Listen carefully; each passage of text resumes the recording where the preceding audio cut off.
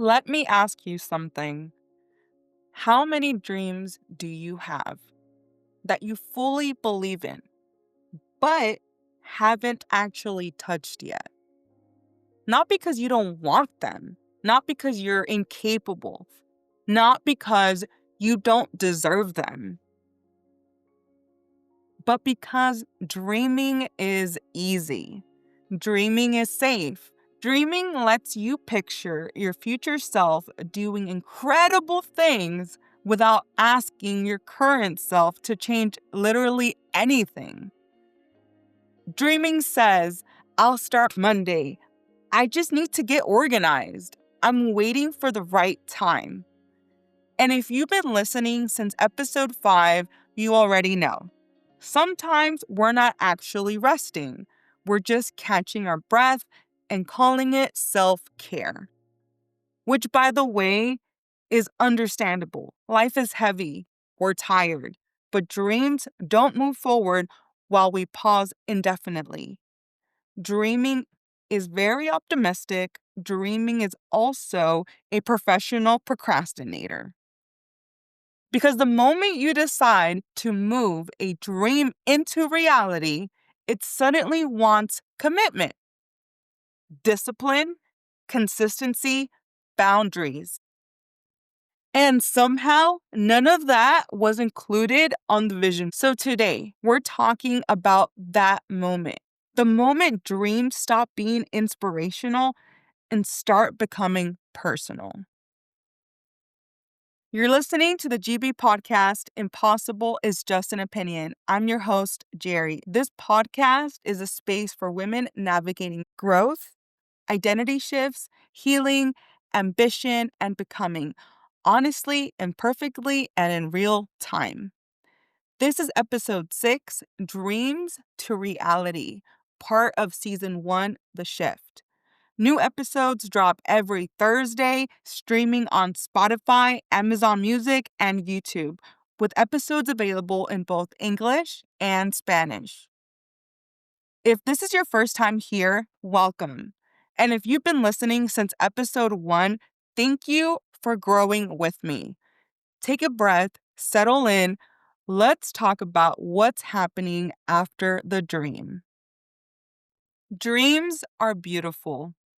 They're imaginative, they're ambitious, they're very confident versions of ourselves doing amazing things. And they are also incredibly generous because at first they ask absolutely nothing from us. Dreaming is free. Dreaming is low commitment. Dreaming lets you believe in your future self, while your present self keeps the same routines, the same habits, the same comfort. And here's the part we don't talk about enough. Dreams don't fail because they're unrealistic. They stall because dreams require identity upgrades, not more motivation, not better affirmations, identity. Because wanting something and being the person who sustains it are two different things. And it's uncomfortable to admit. Because it means the dream isn't waiting on the right timing, it's waiting on you. There's a phase nobody prepares you for, the space between who you were and who you're becoming. I call it the identity gap. It's where you're proud of yourself and doubting yourself on the same day. You're growing, but nothing feels stable yet. You're doing new things with old confidence, and it shows. You start questioning things you never questioned before. You feel slightly out of place in rooms you used to fit into perfectly. You're not lost, but you're not settled either. And this is where a lot of people panic. They think something's wrong. They think they made the wrong choice. They think they're behind. But growth doesn't feel graceful while it's happening. It feels inconvenient. This is the part where your old identity doesn't fully fit anymore, but the new one isn't second nature yet. And that discomfort is not failure. It's transition. Let me ground this in something real. Because when I talk about dreams becoming reality, I'm not speaking in theory. I'm speaking for my own evolution, the one that's still happening. I've always had this internal pull to help people.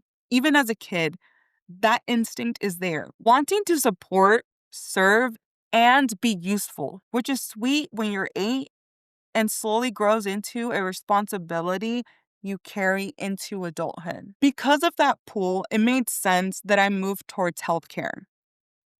At that time, I genuinely believed that was the best way to help others. I became a medical assistant. I was a certified nursing assistant.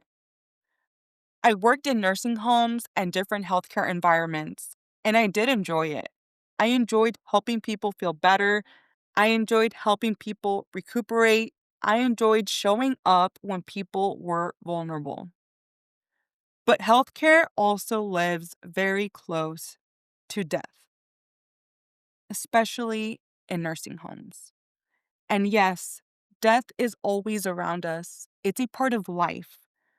But in those environments, it was louder, more present, more frequent. I struggled watching people pass away.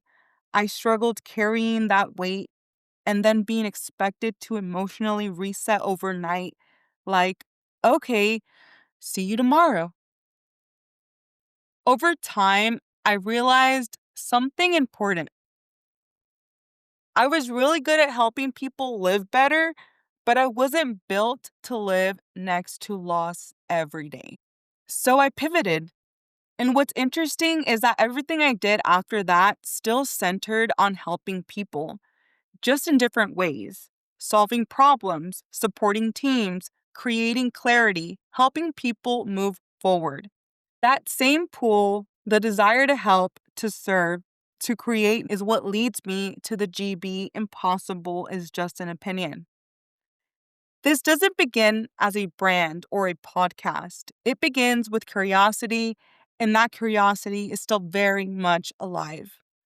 I build the website even though I don't know how to build a website. No training, no background, just tutorials, trial and error, and figuring it out as I go. I build content, I create pages, I intentionally create space for artwork because I'm actively building a community of creatives and artists, not just a personal platform. That part matters deeply to me, and it's ongoing. Then there's the logo. And let me be clear, the logo doesn't arrive perfect. I recreate it several times because every time I evolve, the brand evolves too. The logo is basically like, oh, we're changing again? Cool, let's do this. Iteration isn't a mistake. Iteration is proof that something is alive. Eventually, the logo becomes what it is now: elegant, bold, feminine, something that finally matches the version I'm growing into. Then I decide to create a podcast, and at that point, I have never done a podcast before. Never recorded, never edited, never published. So I learned. I learned how to record. I learned how to edit. I learned how to create and post. I learned how to show up even when it feels uncomfortable. And here's the most important part, and this is still true right now. I'm not really doing this for anyone other than myself. This is something I truly believe in. It's almost like a live diary, a real time archive of the different phases of my life: the healing, the growth, the fear, the confidence, the rebuilding. And yes, I know other people resonate.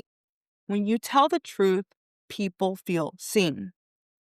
The podcast allows me to help others without my bandwidth being the limit.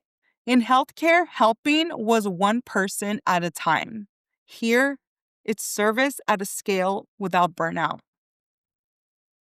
And that's what impossible is just an opinion really means to me right now. Not that things are easy, but that growth is learnable, that you can start before you're ready, that you're allowed to evolve how you serve, as you're serving. Dreams don't become real through motivation. They become real through systems. Motivation is emotional. Systems are structural. Small actions, structure, consistency. Not the dramatic overhaul. Not the new life starts tomorrow energy. The quiet, repeatable decisions. Shrink the dream. If the dream feels overwhelming, it's not because it's wrong. It's because it's too big right now. Ask not, can I do this? But who do I need to become to sustain this? Build routines instead of relying on moods. Decide once. Remove friction. And stop waiting for perfect conditions. They don't exist. You build the dream inside your real life, the messy one, the busy one, the human one. I want you to do something simple this week. Not dramatic, not life-altering overnight, just intentional. Choose one dream. Not the entire vision board. Not the 5-year plan you made during a motivated moment at midnight. Just one. Because here's what research shows. When your brain is presented with too many goals at once, it doesn't feel inspired. It feels threatened. And when the brain feels threatened, it defaults to doing nothing. So one dream. That's it.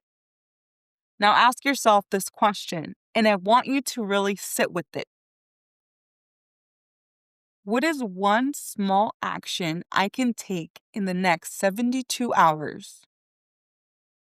Not next month, not when things slow down, not when you feel more confident.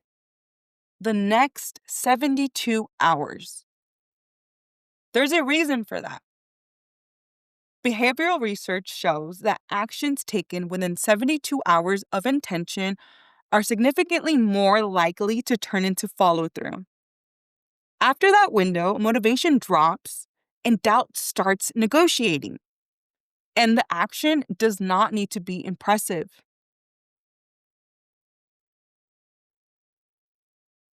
If your dream is starting a business, the action might be by buying the domain or writing down the idea clearly. Getting healthier, the action might be drinking water before coffee or going for a 10-minute walk. Creating something, the action might be opening the document and sketching one rough idea. Finding peace, the action might be blocking 15 minutes of quiet on your calendar. Notice what I didn't say. I didn't say change your whole routine, overhaul your life, become a new person by Friday, because that's not how momentum works. Momentum doesn't come from thinking harder, it comes from moving sooner. And here's another important piece. This is where people get stuck. Your first action should feel almost too easy. If it feels intimidating, shrink it. If it feels overwhelming, simplify it. If it feels heavy, reduce it. Small actions lower resistance. Lower resistance builds consistency. Consistency builds confidence. Confidence does not come before action. It comes after repetition. And I want you to pay attention to something else this week. Notice how your inner dialogue changes once you take that small step. You stop saying, I wish I could, and you start saying, I'm already doing something. That shift matters because identity doesn't change through motivation, it changes through evidence. Every small action becomes proof that you're capable. So don't wait for perfect conditions. They don't exist. Don't wait for the perfect mood. That's unreliable. And don't wait for permission. You already have it. Choose one dream, take one small action within 72 hours, let that action lead you to the next one. Not perfect, not aesthetic, just real. Because movement beats perfection every single time. You've been listening to the GB podcast, Impossible is Just an Opinion. I'm your host, Geri. This was episode 6, Dreams to Reality, from season 1, The Shift. New episodes released every Thursday on Spotify, Amazon Music, and YouTube, with episodes available in English and Spanish. If this episode resonated with you, share it with someone standing at the edge of their next chapter. Thank you for listening. Thank you for growing. Thank you for choosing yourself. And remember, impossible is just an opinion. I'll see you next Thursday.